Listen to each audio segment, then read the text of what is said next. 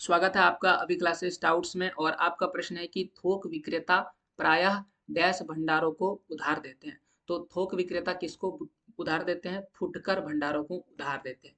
तो सबसे पहले मैं आपको थोक विक्रेता समझा देता हूँ, होता क्या है। थोक विक्रेता, ठीक है।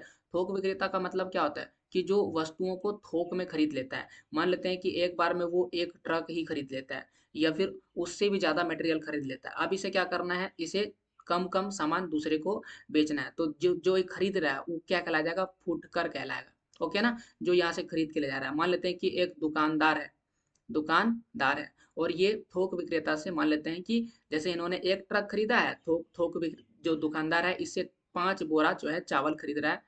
क्योंकि 5 बोरा तो ये बेच सकता है एक बार में, 5 बोरा या 4 बोरा खरीद रहा है। तो इसके लिए ये दुकान क्या हो गया? फुटकर हो गया। अब फुटकर को ये क्या कर देता है? उधार दे देता है, क्योंकि इसको भी पता है कि एक बार में हम एक ट्रक या 10 ट्रक हम बेच नहीं सकते हैं।